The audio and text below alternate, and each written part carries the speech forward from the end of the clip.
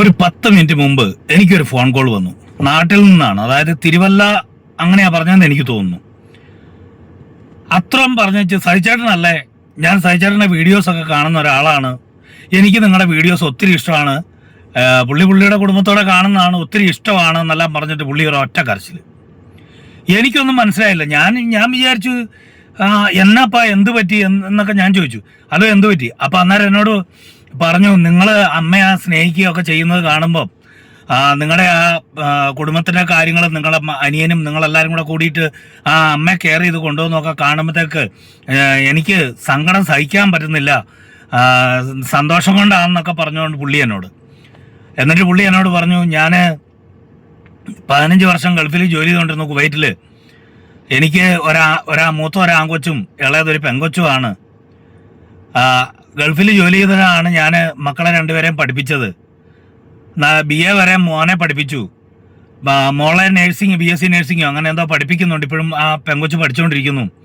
1 വർഷം മുമ്പ് മകൻ്റെ കല്യാണം കഴിഞ്ഞു. അപ്പോൾ അതിന് മുമ്പ് മകൻ എന്നോട് പറഞ്ഞു, അച്ഛൻ ഇനി കുവൈറ്റിലെ പണി മതിയാക്കിയോ, ഇത്രയും കാലഘട്ടം ആയില്ലേ അവിടെ പണിയെടുക്കുന്നത്, അതുകൊണ്ട് അച്ഛൻ നാട്ടിലേക്ക് പോരെ, ഇന്നത്തെ കാര്യങ്ങളൊക്കെ ഞാൻ നോക്കിക്കോളാം എന്നൊക്കെ മകൻ പറഞ്ഞ വാക്ക് വിശ്വസിച്ച് കുവൈറ്റിലെ ജോലിയൊക്കെ കളഞ്ഞ് അദ്ദേഹം നാട്ടിലേക്ക് വന്നു. ഈ 1 വർഷത്തിന് മുമ്പ് മകൻ ഒരു കല്യാണം കഴിച്ചു. അതോടുകൂടി എല്ലാം കഴിഞ്ഞു. അപ്പനും വേണ്ട, അമ്മയും വേണ്ട, ഭാര്യ മതി. ആ മനുഷ്യൻ അങ്ങ് കരയാണ് എന്നോട്. ഞാൻ എൻ്റെ കുഞ്ഞിനെ ഞാൻ അതുപോലെ വളർത്തിയതാ സഹിച്ചേട്ടാ.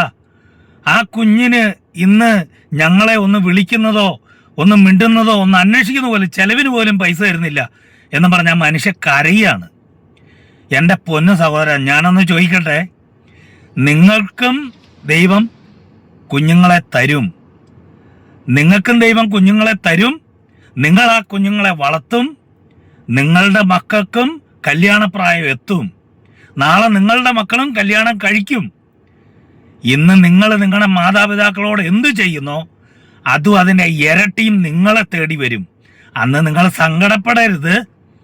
നഷ്ടപ്പെട്ടു പോകുന്നതൊന്നും തിരിച്ച് നിങ്ങൾക്ക് കിട്ടില്ല. അച്ഛനും അമ്മയ്ക്കും നിങ്ങൾ ഒന്നും വാരിക്കോരി കൊടുക്കണ്ട. നിങ്ങളുടെ എല്ലാ കാര്യങ്ങളും കഴിഞ്ഞിട്ട് നിങ്ങൾക്ക് മിച്ചം കിട്ടുന്ന എന്തെങ്കിലും നിങ്ങളുടെ ഒരു ചായയുടെ പൈസയോ ഒരു വട്ടച്ചെലവിൻ്റെ പൈസയോ പോലും ആ സാധുക്കൾക്ക് അയച്ചു കൊടുത്താൽ, അതുങ്ങളോട് ഫോൺ വിളിച്ചിട്ട് ഒരു സന്തോഷത്തോടെ ഒരു വാക്ക് പറഞ്ഞാൽ, നിങ്ങൾ ഇനി ഒന്നും കൊടുത്തില്ലെങ്കിലും ഒരു നല്ല 2 വാക്ക് പറഞ്ഞാൽ പോലും അവർ സന്തോഷത്തോടെ ജീവിക്കും, നിങ്ങൾക്ക് വേണ്ടി പ്രാർത്ഥിക്കും. നമ്മൾ ഇന്ന് എന്താണോ ചെയ്യുന്നത് അതും അതിൻ്റെ അപ്പുറമായിരിക്കും നാളെ നമ്മളെ തേടി വരുന്നത്. ഇന്ന് നമ്മുടെ ഓരോ മക്കളെയും നമ്മൾ എങ്ങനെ വളർത്തുന്നോ, നിങ്ങളുടെ ആ അച്ഛൻ പറഞ്ഞ എന്നോട് മകൻ്റെ ഭാര്യ പ്രഗ്നൻ്റ് ആണെന്ന് പറഞ്ഞു. അപ്പം ഒരു കുഞ്ഞ് ജനിക്കും, നിങ്ങൾ കയ്യേ കാലേ പൊന്നെ ചക്കരെ മുത്തേ കുട്ട എന്നും പറഞ്ഞ് ചങ്കത്ത് ഇട്ടും പുറത്തിരുത്തി ആന കളിച്ചും മോനെ കാക്കാ പൂച്ച എന്നൊക്കെ പറഞ്ഞ് ചോറ് വാരി കൊടുത്തും മോൻ്റെ എല്ലാ ഇഷ്ടവും സാധിച്ചും നിങ്ങളും വളർത്തും മക്കളെ. ആ മക്കളും വളരും. നാളെ ഒരു ദിവസം ആ മക്കൾ കല്യാണം കഴിക്കും. അതിനുശേഷം ഇപ്പം നിങ്ങൾ കാണിക്കുന്നത് ഈ പ്രായത്തിലേക്ക് എത്തിയ അപ്പനോടും അമ്മയോടും ആ മക്കളും കാണിക്കും. അന്നേരം നിങ്ങൾ ഇരുന്ന് പരിതപിക്കരുതേ, എൻ്റെ അച്ഛനോട് എൻ്റെ അമ്മയോട് ഞാനിത് ചെയ്തല്ലോ എന്ന് ഓർത്ത്. സഹോദര, ഇതെൻ്റെ ഒരു കുറ്റപ്പെടുത്തലല്ല. നമ്മളൊക്കെ ജീവിതത്തിൻ്റെ ചില സാഹചര്യങ്ങളിൽ നമ്മളൊക്കെ മറന്നു പോകുന്ന ചില കാര്യങ്ങൾ ഞാനെന്ന് പറയുന്ന ഒരു സാധു മനുഷ്യൻ ഓർമ്മിപ്പിക്കുന്നു എന്ന് മാത്രമേ ഉള്ളൂ. ആരും എല്ലാം തികഞ്ഞ ആളുകളൊന്നുമല്ല. തെറ്റുകളും കുറ്റങ്ങളും എല്ലാവർക്കും വരും. നമുക്കൊന്ന് തിരിഞ്ഞു നോക്കാൻ ചിലപ്പം ദൈവം ഒരവസരം വെക്കുന്ന ഏതെങ്കിലും ഒരു വഴിയിൽ, എന്നെപ്പോലെ ഒരു വ്യക്തിയിലൂടെയോ ഏതെങ്കിലും ഒരു വ്യക്തിയിലൂടെയൊക്കെ ആയിരിക്കും. ഒരുപക്ഷെ നിങ്ങളിത് എൻ്റെ വീഡിയോ കാണാനോ നിങ്ങളിത് അറിയാനോ ഇടയായാൽ ആ പാവ അച്ഛനോട് ഈർഷ്യൊന്നും തോന്നണ്ട. കാരണം ആ മനുഷ്യൻ സ്വന്തക്കാരോടോ ബന്ധക്കാരോടോ അയലോകത്തുള്ളവരോടോ പോലും ഇവ കാര്യങ്ങളൊന്നും പറയാൻ പറ്റില്ലല്ലോ. അപ്പം ഞാൻ ലോകത്തിൻ്റെ എവിടെയോ ഇരിക്കുന്ന ഒരു മനുഷ്യൻ, എൻ്റെ വീഡിയോസുകൾ അദ്ദേഹം കാണാറുണ്ട്. അപ്പോൾ അതിലെ കാര്യങ്ങളൊക്കെ അദ്ദേഹം എപ്പോഴും വാച്ച് ചെയ്തുകൊണ്ടിരിക്കുന്നതാണ്. കുടുംബ ബന്ധങ്ങളും അച്ഛനും അമ്മയും സ്നേഹിക്കുന്നതും അതുപോലുള്ള കാര്യങ്ങളൊക്കെ എപ്പോഴും പറയുന്ന ഒരാളാണ് ഞാൻ. അതുകൊണ്ടൊക്കെയാണ് ആ മനുഷ്യൻ എന്നോട് മനസ്സ് തുറന്നത്. അല്ലാതെ എന്നിട്ടും പുള്ളി പറയുന്നു, എൻ്റെ മകനെ ഞാൻ കുറ്റം പറയുകയല്ല, അവൻ എന്ത് പറ്റിയെന്ന് എനിക്ക് അറിയത്തില്ല, എൻ്റെ മോൻ സങ്കടപ്പെടരുതെന്ന് മാത്രമേ എനിക്കുള്ളൂ. ആ അവനൊരു പെൺകുഞ്ഞിനെ കല്യാണം കഴിച്ചു. അവള് ഞങ്ങളുടെ കുടുംബത്തിൽ എല്ലാരെയും കൂട്ടിപ്പിടിച്ച് സന്തോഷത്തോടെ പോകുമെന്ന് കരുതി. പക്ഷേ അവനെ പറിച്ചോണ്ട് പോയി. ഞങ്ങളുടെ ചങ്ക് തകർന്നു പോയി. ഞങ്ങൾക്ക് വേറെ ആരുമില്ല. ഒരു പെൺകുഞ്ഞുണ്ട്, അതിനെ ഇനിയും കെട്ടിച്ചു വിടണം. ജീവിതകാര്യങ്ങൾ, ആ പെൺകുഞ്ഞിനെ കെട്ടിക്കുന്നതും അതിൻ്റെ ജീവിതകാര്യങ്ങളും എല്ലാം നടക്കണം. ഞങ്ങളുടെ ഉപജീവനം നടക്കണം. ഞങ്ങൾക്ക് ഞങ്ങളുടെ മക്കളും മിണ്ടാതാവുമ്പം, ഒന്ന് അന്വേഷിക്കാണ്ടാവുമ്പം, ഒന്ന് കാണാണ്ടാവുമ്പം സഹിക്കാൻ പറ്റുന്നില്ല. സഹിച്ചേട്ടാ, എൻ്റെ ഹൃദയം പൊട്ടിപ്പോവാന്ന് പറഞ്ഞ് ആ മനുഷ്യൻ വലിയവായി നിലവിളിച്ചു. എൻ്റെ കണ്ണൊക്കെ നിറഞ്ഞ് എനിക്ക് സങ്കടമായിപ്പോയി. കാരണം എന്താണെന്നറിയോ, ഞാനും ഒരച്ഛനാ, 2 മക്കളെ പോറ്റിയെടുത്ത ഒരച്ഛനാ. എൻ്റെ മകൻ്റെ കല്യാണവും 5-6 മാസം മുമ്പ്, 4-5 മാസം മുമ്പ് നടന്നു. പക്ഷെ ഇന്നും അവൻ്റെ അപ്പനെ വിളിക്കും. അവൻ്റെ അമ്മയെ ഒരു ദിവസം 2 നേരം 3 നേരം വിളിക്കും. അവൻ്റെ കുടുംബത്തിലെ കാര്യങ്ങളെല്ലാം അവൻ അന്വേഷിക്കും. അവനറിയാത്ത ഒരു കാര്യവും ഇല്ല. എല്ലാവരും അതുപോലെ ആകണമെന്ന് ഞാൻ പറയല. മകനെ, നിൻ്റേതാണ് വീട് മോനെ, നിൻ്റേതാണ് അച്ഛനും അമ്മയും, നിൻ്റേതാണ് സഹോദരി, നിന്റെ സ്വന്തം മാത്രമാണ് മോനെ. വേറെ ഒരാൾക്ക്, നിന്റെ അപ്പൻ്റെ അമ്മയുടെയും നിന്റെ കുടുംബത്തിലും വേറൊരാൾക്ക് അവകാശം ഇല്ല മോനെ. അത് നിന്റെ ഉത്തരവാദിത്തമാണ്, അത് നിന്റെ കടമയാണ്. നിനക്ക് വേണ്ടി പ്രാർത്ഥിക്കാനും നിനക്ക് വേണ്ടി കാത്തിരിക്കാനും ഈ ലോകത്തിൽ മോനെ ഭാര്യയൊന്നും അല്ല മോനെ, അതൊക്കെ പകുതി വഴി വന്നതാ. ഈ ലോകത്തിൽ അങ്ങനെ കാത്തിരിക്കാൻ പറ്റിയ 2 പേരേ ഉള്ളൂ.